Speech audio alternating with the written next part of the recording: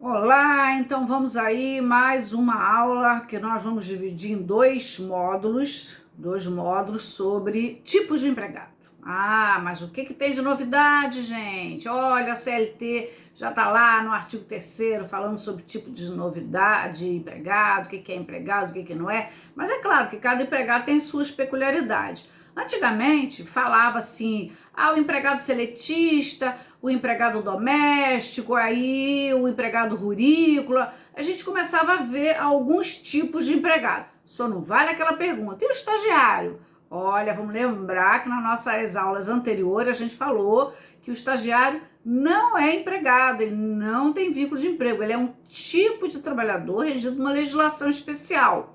Mas nós temos hoje para trazer aí de novidade o trabalhador, o empregado hipersuficiente. Inclusive acabou de sair um artigo nosso na revista LTR, na verdade é a revista LTR de dezembro, mas eu recebi agora, foi publicada agora recentemente, eu só recebi agora recentemente, sobre o hipersuficiente e um diálogo desse tipo de empregado com a CLT, com a Lei 14.000 CLT, a Lei da Reforma 13.467 e a Lei 14.020, né, da pandemia.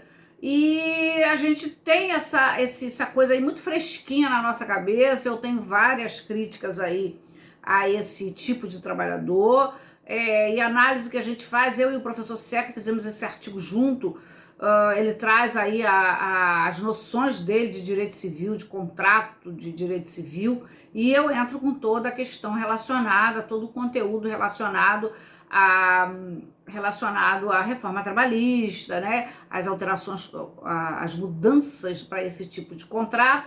E também nessa aula de hoje nós vamos ver diversos tipos de empregado, mas sobretudo com uma carga, né, bastante pesada nesse tipo de empregado, o hipersuficiente, e também agora o empregado com esse contrato intermitente. E a gente vai tentar ver aí se há violações aí à Constituição Federal, o princípio da isonomia, aquele valor fundante que está no caput do artigo 7º, de que são direitos dos trabalhadores urbanos e rurais, vírgula, dentre outros, que visem a melhoria da sua condição social. Gente, nós não podemos perder de vista esses princípios e esses valores que estão na nossa Carta Magna de 88.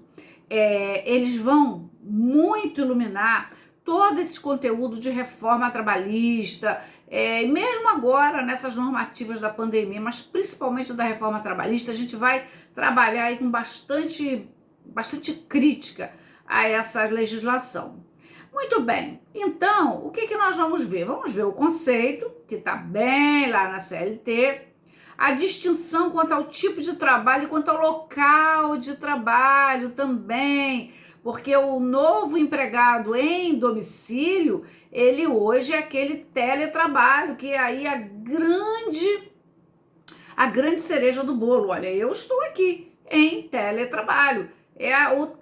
Então esse trabalhador em domicílio, ele ganhou um up muito grande, não só com a Lei 13.467, que veio trazendo aí bastante informações sobre esse trabalhador, mas a pandemia trouxe aí essa quase necessidade, né, do teletrabalho.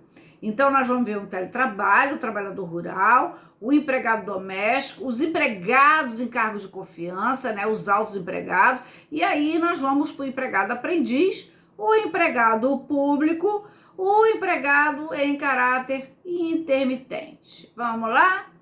Então vamos. Vamos começar, né?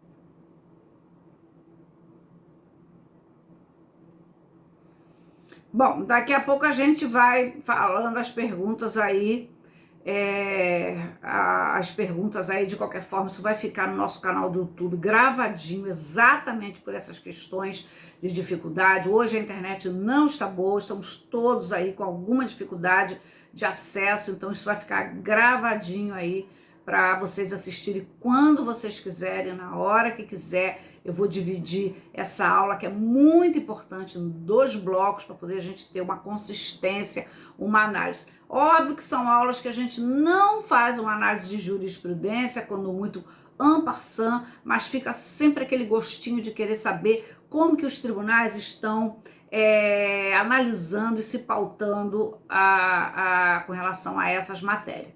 Muito bem. Falar sobre empregado, obviamente que a gente se remete às súmulas, a gente remete à Lei 13.467, que alterou a CLT, e a gente remete às medidas provisórias, né? Sobretudo a 936, a 927, que não foi reeditada e nem foi transformada em lei, mas a medida provisória 936, a gente, foi transformada na Lei 14.020, e isso lá em abril do ano passado, né?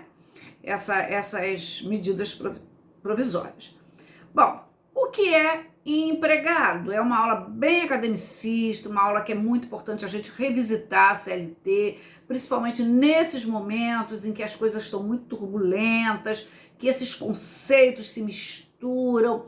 Então, a gente ter bastante sedimentado o que efetivamente a legislação diz sobre empregado é muito importante. Primeiro que no artigo 3º vai dizer o que é empregado, e no artigo 2º vai dizer o que é empregador. Considera-se empregado toda pessoa física que prestar serviços, olha aqui aqueles vídeos anteriores, aquela aula anterior, que prestar serviço de natureza não eventual a empregador, sob a dependência deste e mediante salário. E aí a gente vai lá relembrar aqueles conceitos, aqueles requisitos que distinguem uma relação de trabalho de uma relação de emprego. Portanto, aqui nós vamos nos apropriar de 5 requisitos que a gente extrai daqui. O primeiro, pessoa física, né? Não pode haver empregado sendo pessoa jurídica. Não estou falando das fraudes, porque aí tem o princípio da primazia da realidade. Aqueles casos que eu gosto muito de contar. Quando é fraude, que aquela pessoa consta a pessoa consta no contrato social só para dizer que é sócio, mas que na verdade não é. Isso daí é outra história. Aí a gente aplica o nosso velho amigo artigo 9º da CLT, a questão do princípio da primazia da realidade. Então, a pessoa física, porque a própria legislação, ela diz, considera-se empregado toda pessoa física. Outro requisito, não eventualidade. Não pode ser aquele trabalhador eventual. Lembra aquela diferença entre relação de trabalho e relação de emprego? Então, aquele tipo de trabalhador eventual das aulas anteriores, ele não é considerado empregado. Mas aqui nós vamos trazer uma peculiaridade, que é o contrato de trabalho intermitente. É um contrato que tem uma eventualidade, mas a própria lei já reconhece esse trabalhador como empregado, né? Que vai fazer um contrato especial, que nós vamos ver daqui a pouco, que é o contrato de trabalho intermitente, que eu, particularmente, tenho todas as reservas, não gosto desse contrato. Dependência. A dependência é aquela questão relacionada à subordinação. Então, a dependência é quando o empregado entrega sua força de trabalho para que outrem a dirija, para que outrem determine a forma como aquela força de trabalho vai ser aproveitada. Isso vem do poder de direção, que também está previsto lá no artigo 2º da CLT, ok? Muito bem. E mediante salário, nós já vimos também que existem alguns contratos, por exemplo, contrato de empreitada, contrato de mandato, contrato de parceria, de sociedade, ele tem uma onerosidade, induvidosamente que ele tem. A gente brinca que ninguém trabalha de graça, nem relógio, né, minha gente? Mas é diferente a forma de remuneração. é parceria, é a divisão dos lucros, do produto, dos frutos, é um valor fixo, a empreitada é um valor fixo, acabou de fazer, acabou, mas já o empregado, ele tem a contraprestatividade do empregado, é a remuneração, que pode se expressar através de salário e através de salário mais gorjeta, que é aquela contraprestatividade paga por terceiro. Mas isso vai ser motivo da nossa aula de salário e remuneração, que é uma aula extremamente rica. E também surge desse artigo 3º a questão da pessoalidade. Olha, pessoalidade é diferente de ser pessoa física prestadora de serviço. A pessoalidade nós já havíamos visto anteriormente. A pessoalidade é quando o trabalhador, ele próprio desempenha as suas tarefas, ele próprio desempenha as atividades relacionadas à força de trabalho que ele está vendendo, sem que ele transfira isso para terceiro. E sem que ele se faça substituir por alguém. Eu acho que talvez assim seja a melhor forma da gente compreender, lembrando que é uma aula bem acadêmica, mas que a gente está revisitando aí alguns conceitos que vão nos subsidiar para os momentos necessários. Então, pessoalidade não se confunde com esse pessoa física. Pessoa física quer dizer, não pode ser pessoa jurídica, o oposto de pessoa jurídica, seja nas diversas modalidades. Já a pessoalidade é aquela condição de que a própria pessoa vai desenvolver as suas atividades, não se fazendo substituir por outrem. Bom, há alguns autores, como por exemplo a Wólia Bonfim, um autor para mim extremamente respeitado, que eu sempre indico a obra dela, eu indico 2 obras de direito material. A obra da professora Wólia Bonfim, que é um livro, ela é uma autora daqui do Rio de Janeiro, e o livro do professor Maurício Godinho Delgado, que é um mineiro, ministro do TST, e ele é mineiro. Então são 2 obras assim que eu gosto, dentre outras maravilhosas, mas essas são aquelas que eu utilizo sempre. E a Wólia, ela vai dizer que quando esse pacto de que não, você pode se fazer substituir, estiver previsto numa cláusula contratual, isso não afasta a condição de empregado. Em resumo, o que a gente extrai do artigo 3º para dizer que é empregado, e aí a gente vai fazendo uma ponte com aquela aula anterior. Pessoa física com pessoalidade, quer dizer, ela mesma, né? Dependência, aí vem aquela dependência jurídica e não a econômica. Tem a dependência econômica, tem a dependência técnica, mas sobretudo a dependência jurídica. A não eventualidade e a remuneração, né? O retorno, o salário, a contraprestatividade paga pelo empregador ou por um terceiro em decorrência do contrato de emprego, que é o que acontece, por exemplo, com a gorjeta. Quem é que paga a gorjeta? É um terceiro. Mas por que ele paga? Ele paga em decorrência de uma relação pactuada ali de trabalho. Ok, minha gente? Eu acho que até aí a gente consegue levar isso muito bem. Vamos ver mais aqui o que a gente tem. Vamos lá, mais um pouquinho aqui.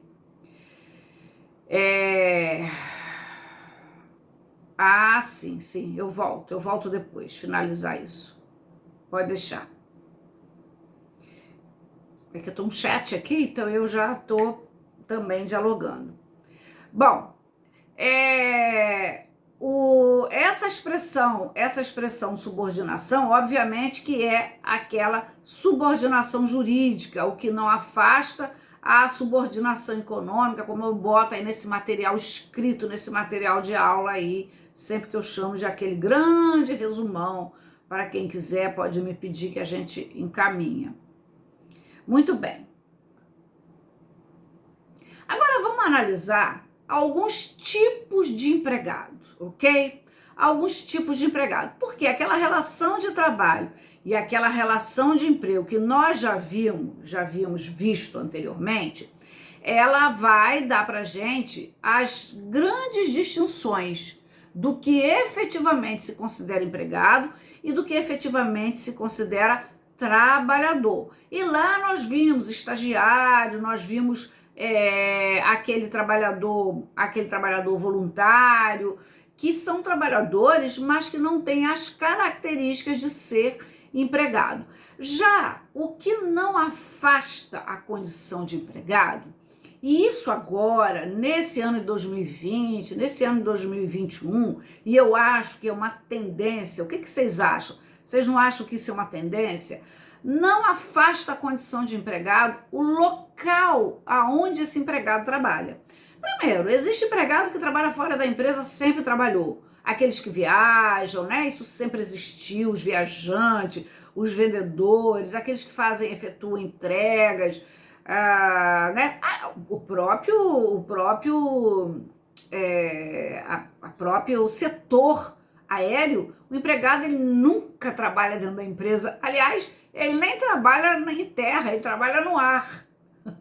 Literalmente é um empregado que trabalha com a cabeça nas nuvens, né?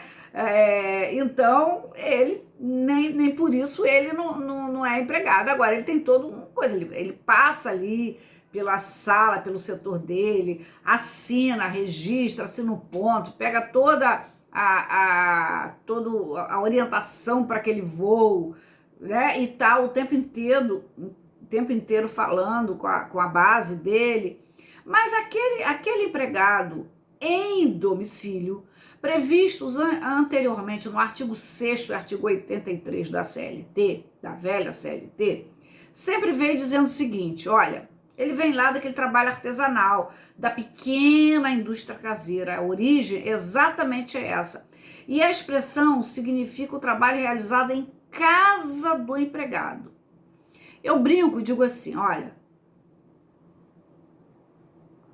eu costumo brincar e dizer assim, gente, o que vocês sabem o que é trabalho em domicílio? Já escutei aquelas respostas assim, é aquela pessoa que vende Avon, é aquela pessoa que vende produtos de casa em casa, né? Eu falei, não é a domicílio, é em domicílio, que vem exatamente dessa noção antiga daqueles trabalhadores que faziam suas tarefas em casa, né? Pequenas indústrias caseiras, coisa assim, pós-revolução industrial. Exemplo, costureiras, muitas costureiras, elas trabalham nas casas dela. A empresa compra, a indústria confecção compra, bota os maquinários na casa dela, porque para ter maquinários na indústria, às vezes a indústria precisa ter um pátio, um espaço muito grande, e isso aí surgiu ao longo do tempo. Só que o artigo 6º, antigo, da CLT, veio dizendo o seguinte, olha, não há distinção entre o trabalho feito no estabelecimento da empresa e o trabalho feito no domicílio do empregado. Mas acontece, minha gente, aqui que a gente precisa fazer essa distinção, mesmo quando se começou a trabalhar em casa, né? Já havia isso, o famoso teletrabalho, mesmo quando isso começou a ocorrer antes de 2017, antes mesmo da Lei 13.467, não havia efetivamente nenhuma distinção. Aqui é um ponto muito importante. Mas o que passou a acontecer depois foi exatamente o que a Lei 13.467 trouxe. Também tem um artigo publicado sobre essa temática. Logo depois que saiu a lei, eu fiz assim uma análise, eu acho que publiquei 2 ou 3, uma análise que eu fiz sobre a ausência de proteção a esse tipo de trabalhador. A CLT, ela incluiu um capítulo 62, assim, teletrabalho. Ela incluiu, não no artigo 62, mas ela incluiu o artigo 75A, 75B, sobre o trabalho à distância, sobre o trabalho à distância. Duas questões, assim, que diferenciam e que aí contraria o velho artigo 4º da CLT, que dizia que esse trabalhador não tinha nenhuma distinção entre o trabalho em domicílio e o trabalho na empresa, mas a DEForma, estou apresentando para vocês em cada aula que eu faço, em cada vídeo, um pitaco aí daquilo que eu considero que não é uma reforma trabalhista, que é uma DEForma.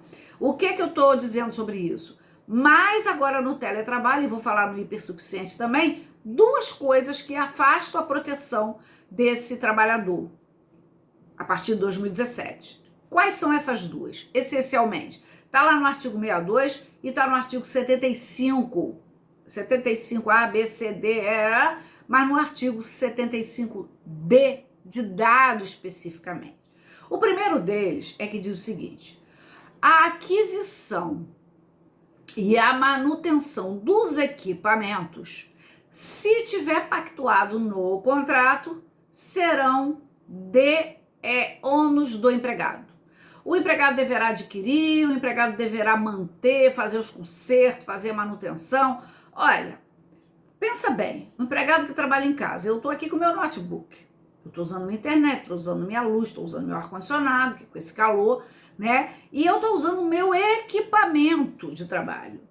E cada atividade tem diversos equipamentos, podem ter mesas eletrônicas, mesas com diversos equipamentos, por exemplo, pessoal de rádio, pessoal de televisão, telejornalismo, jornalismo, eu assisto muito a CBN, os jornalistas estão todos na sua casa. Eu não sei efetivamente o que eles precisam, mas eu imagino que mesas, né, até para botar uma música, para tirar, para fazer. Eu já fui a várias rádios fazer entrevista e eu vejo assim um maquinário, um negócio gigantesco, cheio de luzinha, piscando. Então isso é um equipamento eletrônico que, segundo ali a lei, se tiver previsto no contrato, e às vezes está, a responsabilidade é do empregado pela manutenção. E isso me parece grave, me parece que viola, segundo eu pesquisei e escrevi,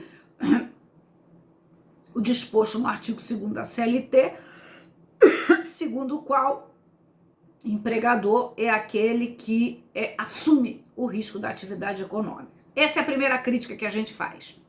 A segunda crítica, ela está no artigo 62, que fala de jornada de trabalho. Nesse caso aqui, ela afasta da proteção da jornada de trabalho esse tipo de trabalhador. Porque, segundo o legislador, não é possível fazer um controle da hora que o empregado começa a trabalhar e na hora que ele para, na hora que ele faz um intervalo, se ele descansa, se ele não descansa. É claro que isso daqui também a gente faz uma crítica, porque entendemos ser bastante possível, nós como advogados assim, velho, quer dizer, velho de advocacia, né, gente? Mas de muita estrada, aí, de 3 décadas de estrada, de mais de 3 décadas de estrada. Vou fazer uma brincadeira que minha mãe falava, a gente já viu de um tudo, né? Já viu de um tudo, lá aquela mãe da novela lá, Regina Casé, né? Então já viu de um tudo. E é claro que a empresa pode dizer que não é possível controlar a jornada desse empregado, mas as possibilidades, elas são as mais diversas. Primeiro, do horário que ele vai logar, do horário que pode estar sendo o tempo inteiro monitorado por algum equipamento de segurança, né, algum equipamento eletrônico de contato, também pelo número de trabalho, pela produção dele, pelo volume de atividades que ele precisa entregar naquele dia. Então, essas questões aí, ela vai resvalar na Justiça do Trabalho no momento em que o empregado produziu uma prova. Como eu tenho de diversos trabalhadores externos, que diz que o trabalhador externo não se submete ao controle de jornada. Olha, foram várias ações que eu ganhei provando que sim, era possível fazer esse controle de jornada do trabalhador externo. Então, gente, esse é o empregado em domicílio, que hoje tem um formato, que tem uma modalidade, que tem uma forma diferente, que é o teletrabalhador, que é em domicílio, mas nesse viés aí de teletrabalho. Esse teletrabalhador que não tinha previsão na CLT, vamos lembrar, e que agora ele vem para a CLT desde a reforma trabalhista, da reforma, né? Com essas afastando assim essas duas formas de proteção. Vou pular aqui para falar ainda do empregado em cargo de confiança. O empregado em cargo de confiança também ele é desprotegido do amparo da jornada de 8 horas de trabalho. O que quer dizer desprotegido? Vamos fazer uma repescagem aí. Anote as dúvidas aí para a gente tirar. O que é desprotegido da jornada? Significa dizer que ele não vai assinar ponto e ele também não vai receber hora extra caso ele trabalhe 10 horas, 11 horas. Porque a lei definiu dessa forma. E ele, o empregado em cargo de confiança, ele está previsto no artigo 62, inciso 2 da CLT e diversos outros dispositivos. Por exemplo, o gerente de banco. Mas a gente vai lembrar que empregados em cargos de confiança, além dos altos empregados, diretor de empresa, que efetivamente tem poder de mando, a gente vai incluir nesses altos empregados, segundo Arnaldo Susequinde, para Arnaldo Susequinde, é aquele que efetivamente, eu gosto desse conceito, que efetivamente tem a função de superintendência, que tem uma função de mando geral, que possa representar a empresa perante terceiros, perante instituições financeiras, que possui encargos, que pode demitir, que pode contratar, que tenha, assim, toda a confiança do dono, do sócio, do diretor. Esses efetivamente são considerados cargos de confiança. Mas a CLT ela foi fazendo alterações e ela incluiu, assim, diretores, ela incluiu chefe de departamentos, gerentes. Eu muitas vezes consigo desbancar esse cargo de confiança para gerente de supermercado, gerente de loja, porque na prova, no conjunto probatório, a gente vai trazer o princípio da primazia da realidade e mostrar, gente, que aquele empregado nunca mandou nada. Que atrás dele tinha um sócio. E era o sócio que ficava o dia inteiro. O sócio só não abria loja, só não abria empresa, ele abria. Mas o sócio ficava lá 6, 7 horas, 4 horas, ia para banco, tomava as principais decisões da empresa e todas as decisões que ele efetivamente precisasse tomar junto a algum empregado, ele tinha que pedir autorização ao gerente, ao sócio. Então, ele não tinha o que a grande maioria, parte da doutrina, sobretudo a doutrina clássica e conservadora, e a Volia Bonfim também, ela segue essa linha, entende que esse empregado, ele não é um empregado em cargo de confiança. Então, isso é muito importante. Tem algumas súmulas, a súmula 102, a súmula 287, que vai tratar do bancário. E eu gosto muito de uma divisão que a Volia faz, ela fala assim, existe o gerentão, o gerente e o gerentinho. Claro que esse gerentão, aquele que efetivamente toma conta da agência, que é o que demite, que é o que toma as principais decisões sobre os demais subordinados esse me parece que ele é efetivamente detentor dessa fidúcia geral da instituição financeira. Mas aquele gerente, que não é gerentinho de forma pejorativa, não, é que ela faz essa distinção, gerentão, gerente, gerentinho, mas aquele que está ali, né? Gerente de conta jurídica, gerente de conta de pessoa física, gerente de não sei o quê. Olha, gerente de empréstimo. Isso é um empregado que tem uma função acima do outro. Mas o que vai efetivamente também caracterizar esse cargo de confiança é a distinção salarial, para que ele efetivamente tenha essa grande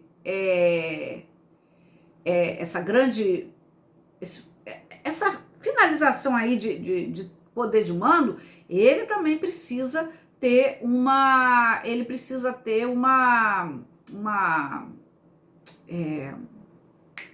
faltou a palavra, um destaque salarial, ele tem que ter um aumento salarial, ok? Então eu vou parar aqui nesse e a gente volta com aquele que efetivamente eu quero destrinchar, que é o empregado hipersuficiente e o empregado intermitente, ok?